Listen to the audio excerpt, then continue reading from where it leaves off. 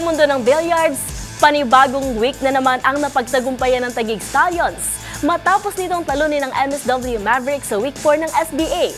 Ating balikan ang mga pangmalakasang Sharks action sa report na ito. Patuloy na pinapatunayan ng Taguig Stallions na sa kanila pumapabor ang ihip ng bola.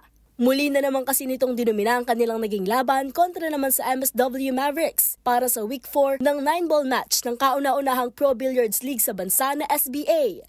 Bagamat natalo sa Day 1 King of the Hill 5v5, matapos pangunahan ni Baset Kingpin Mukaybat ang Mavericks. Nakabawi naman ang mga ito sa Sharks doubles pagdating sa Day 2 dahil sa impressive performance mula kina Rodrigo Geronimo at Demosthenes Pulpul. Muling nakaisa ang Mavericks nang manalo si Jonas Silent Killer magbantay sa Day 3 1-on-1. Pero tuluyan ang nakuha ng Stallions ang momentum sa Sharks doubles at King of the Hill ng Day 4 and Day 5 para tuluyang makalamang with 15-8 overall points. Kinilala bilang Player of the Week si Geronimo after delivering 3 break and run, 41% break success, idagdag pa ang 26 racks won with 86% overall rating.